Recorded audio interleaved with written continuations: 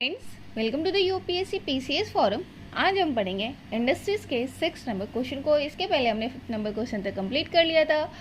और इसके साथ ही मैं आपको बोलूँगी, प्लीज़ फ्रेंड्स, अगर आपने चैनल को शेयर एंड सब्सक्राइब नहीं किया है तो चैनल को जरूर शेयर एंड सब्सक्राइब करें। कमेंट सेक्शन में बताना ना भूलें वीडियो कैसा लगा आपको। साथ ही साथ आप हमारे Telegram channel UPSC PCS forum को भी ज्वाइन कर सकते हैं। वहाँ पर द हिंदू और इंडियन एक्सप्रेस के जो इंपॉर्टेंट न्यूज़ आर्टिकल्स हैं वो शेयर किए जाते हैं। स्टार्ट करते हैं 6 नंबर क्वेश्चन से। And the question is, which of the following statement is are correct with reference to the Tata iron and steel company limited, that is TISCO. TISCO के रिगार्डिंग कौन सा स्टेटमेंट जो है वो यहाँ पे करेक्ट है वो हमें बताना है। It was established on the confluence of Yamuna and Chambal. The iron ore is obtained from the Noa Mundi and Badam Pahar. And the third is, it lies very close to the Mumbai Kolkata railway line. हमें बताना है यहाँ पे कौन सा स्टेटमेंट जो है वो करेक्ट है। तो पहला स्टेटमेंट अगर हम देखें तो पहला स्टेटमेंट हमारे यहाँ पे रॉन्ग हो जाता है, क्योंकि ये बोल रहा है Confluence of Yamuna and Chambal. नहीं, ये कॉन्फ्लुएंस ऑफ यमुना और चंबल पर लोकेटेड नहीं है, ये सवर्णरेखा रिवर के पास लोकेटेड है। तो पहला स्टेटमेंट हमारा इनकरेक्ट हो जाता है। ये पहला, अगर हम इसमें बात करें यमुना और चंबल के बारे में, तो आपको पता है यमुना जो है वो ट्रिब्यूटरी है किसके? गंगा के। गंगा की ट्रिब्यूटरी निकलती है कहाँ से? Bandarpur glacier of Uttarakhand. उत्तराखंड के बंदरपुर ग्लेशियर से ये निकलती है और इम्पॉर्टेंट ट्रिब्यूटरी है किसके? गंगा के। दूसरा आपको याद रखना है कि चंबल जो है वो चंबल खुद ट्रिब्यूटरी है किसके? यमुना के। तो चंबल किसके ट्रिब्यूटरी है? यमुना के ट्रिब्यूटरी। और चंबल कहाँ से निकलती है? जनापा hills of the Madhya Pradesh. तो मध्य प्रदेश के जनापा हिल्स से चंबल निकलती है और चंबल जो है वो यमुना की ट्रिब्यूटरी है। तो ये आपको ध्यान रखना है। और ये जो टिस्को है वो लोकेटेड नहीं है on the confluence of Yamuna and Chambal. Second अगर हम देखें तो सेकंड बोल रहे हैं कि the iron is obtain from नोआ मुंडी एंड बादाम पहाड़। बिल्कुल सही बात है कि हम टिस्को के लिए आयरन ओर कहाँ से प्राप्त करते हैं? तो ये हम प्राप्त करते हैं नोआ मुंडी और बादाम पहाड़ से। बादाम पहाड़ जो आयरन ओर माइंस है वो लोकेटेड है आपका ओडिशा में, और नोआ मुंडी जो है वो लोकेटेड है आपका झारखंड में। नोआ मुंडी गोवा के बारे में आपने पढ़ा होगा। ये इंपॉर्टेंट माइंस है कहाँ का? झारखंड का। जबकि बादाम पहाड़ जो है वो इम्पोर्टेंट माइंस है आपका कहाँ का? ओडिशा का। इम्पोर्टेंट मयूरभंज, ये सब हमने देखा था पिछले क्लास में। और तो ये आयरन ओर हम कहाँ से? झारखंड और ओडिशा के बेल्ट से देखने को मिलता है हमें। It lies very close to Mumbai Kolkata railway line. बिल्कुल सही बात है, ये भी बिल्कुल सही है कि ये कहाँ पे लोकेटेड है? मुंबई कोलकाता रेलवे लाइन के क्लोज में। 2 और 3 जो है ऑप्शन नंबर हमारे यहाँ पे करेक्ट है। ऑप्शन नंबर बी हो जाएगा हमारा राइट आंसर। एक बार एक्सप्लेनेशन अगर देखें तो एक्सप्लेनेशन क्या बोलते हैं कि जो आयरन और जो टिस्को प्लांट के लिए हम प्राप्त करते हैं वो कहाँ से प्राप्त करते हैं? नोआ मुंडी बादाम पहाड़ से। और कोल जो होता है वो कहाँ से प्राप्त करते हैं? जोधा माइंस इन ओडिशा। नोआ मंडी हमने देखा झारखंड में है, जबकि बादाम पहाड़ जो है वो ओडिशा में है और आयरन और माइंस है ये। कोकिंग कोल्स कहाँ से आता है? ये झरिया से आता है। वेस्ट बोकारो कोल फील्ड से आता है। तो कोकिंग कोल कहाँ से आता है? झरिया और वेस्ट बोकारो कोलफील्ड से आता है। The Tata iron and steel company limited lies very close to the Mumbai Kolkata railway line. और ये कौन से कॉन्फ्लुएंस है? किसके कॉन्फ्लुएंस पे लोकेटेड है?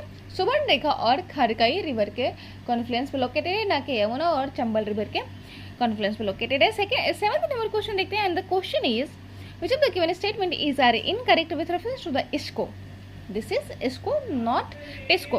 तो Indian iron and steel company consist of 3 integrated steel plant. Second है, the steel plant of ISCO are located on Kolkata Asansol railway line. And the third is, Baraka River supplies water to this steel plant. Coal is obtained on these plants from Neyveli coal field. हमें बताना है statement जो है वो incorrect है। पहला statement बिल्कुल correct है कि the Indian iron and steel company consist of 3 integrated steel plants. Second है कि ये लोकेटेड है, इसका लोकेशन जो है वो कोलकाता आसनसोल रेलवे लाइन के पास है। बिल्कुल सही बात है। And the third is, Barakar river जो है वो सप्लाई करता है वाटर को टू दिस स्टील प्लांट। ये भी बिल्कुल सही बात है कि बराकर जो रिवर है वो इसको सप्लाई करता है वाटर को।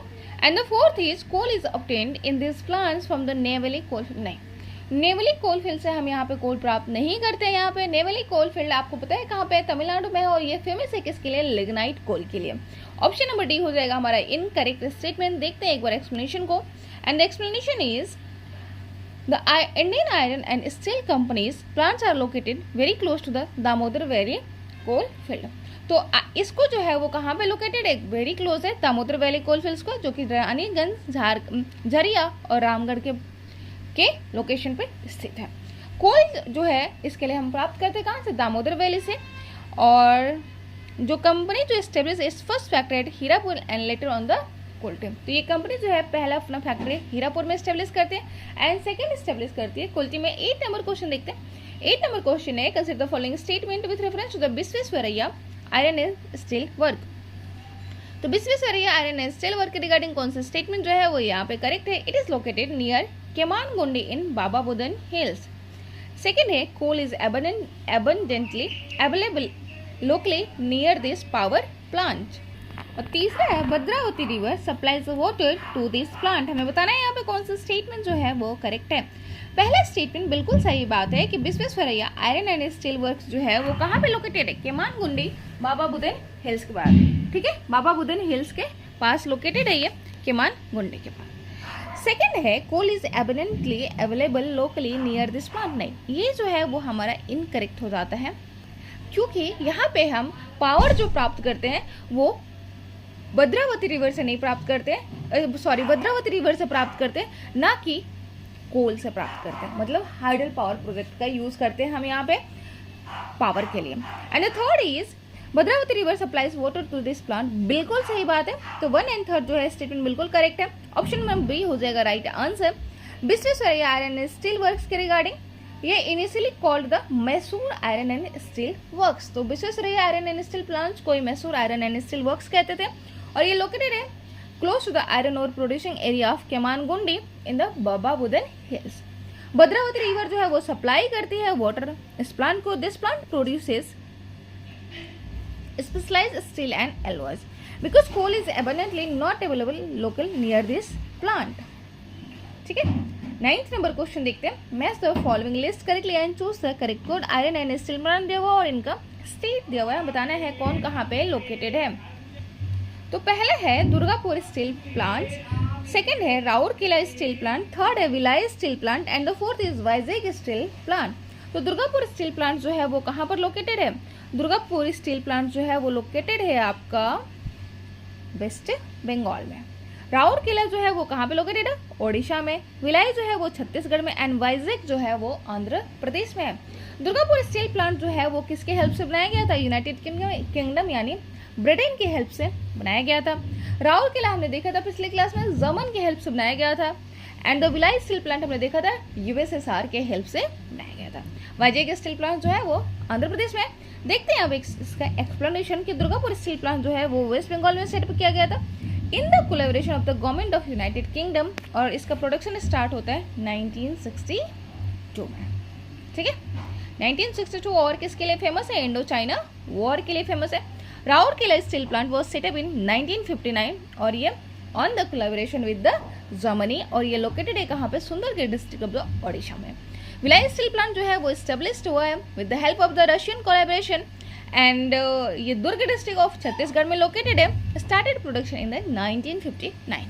वाइजैग स्टील प्लांट जो है वो लोकेटेड है आपका आंध्र प्रदेश यानी विशाखापट्टनम के, आंध्र प्रदेश के विशाखापट्टनम में और ये फर्स्ट पोर्ट बेस्ड प्लांट है जो स्टार्ट करता है ऑपरेशन को 1992 में।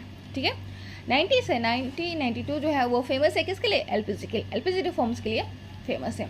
ठीक है, जिससे जो प्रमोट करता है किस चीज़ को? लिबरलाइजेशन, प्राइवेटाइजेशन एंड ग्लोबलाइजेशन और ये फर्स्ट स्टेप होता है किसके लिए? इंटीग्रेटेड ग्लोबल वर्ल्ड्स के लिए। ठीक है, 10th नंबर क्वेश्चन देखते हैं and the 10th number question is which of the following multi-purpose project supplies water to the Rourkela integrated steel plants in the Sundargarh. तो कौन सा मल्टीपर्पज प्रोजेक्ट है जो वाटर प्रोवाइड करता है राउरकेला इंटीग्रेटेड स्टील प्लांट्स को, जो कि सुंदरगढ़ में लोकेटेड है। तो राउरकेला आपको पता है कहाँ पे लोकेटेड है? ओडिशा में लोकेटेड है।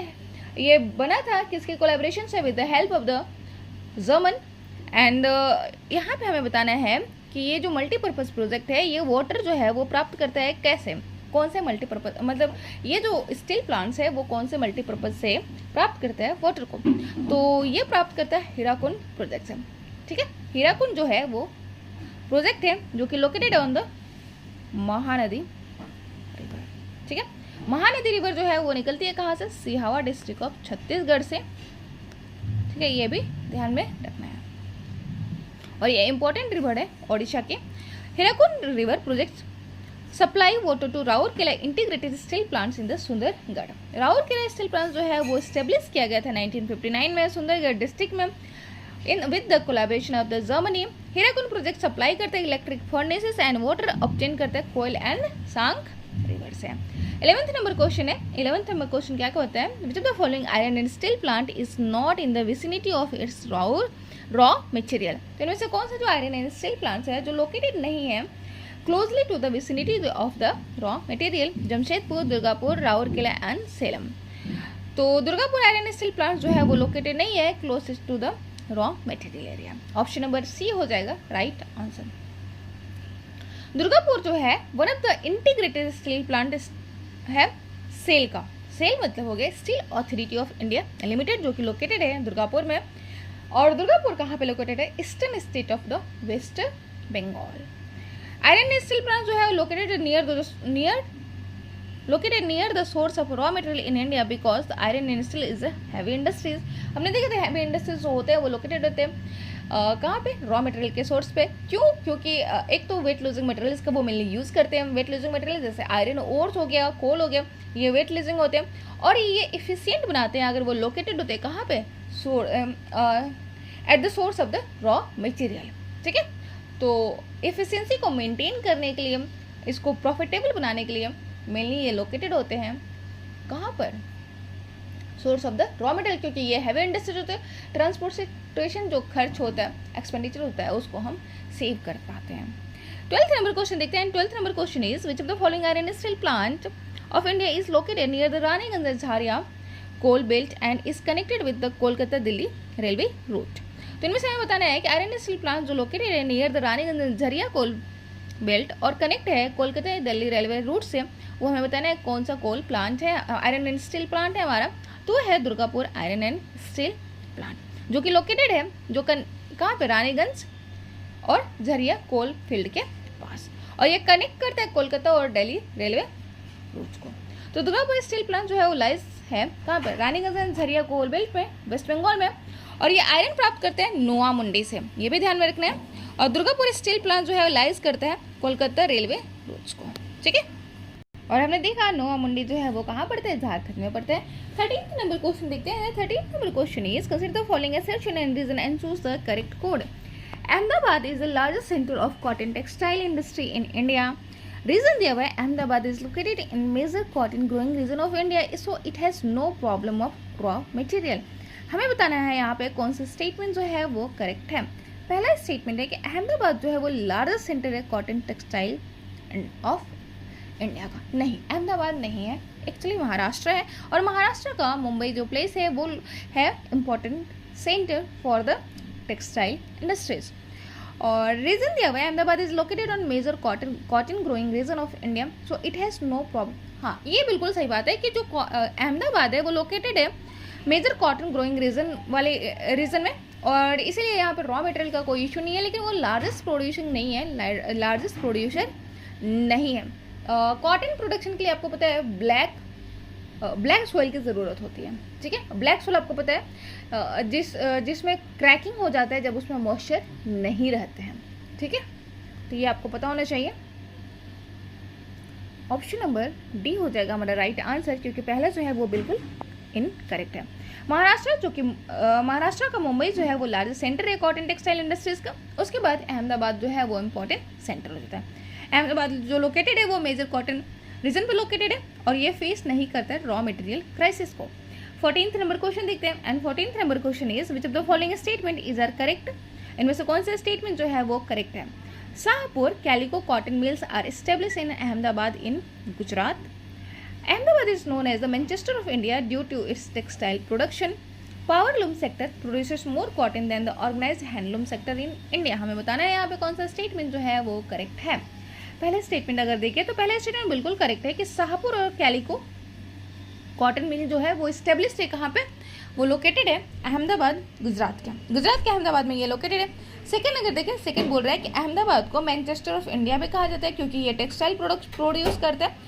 ऑल्दो ये टेक्सटाइल प्रोडक्शन में सबसे आगे नहीं है बट स्टिल इसको कहा जाता है मैनचेस्टर ऑफ इंडिया। ध्यान में रखना है, ऑप्शन नंबर ये भी करेक्ट है।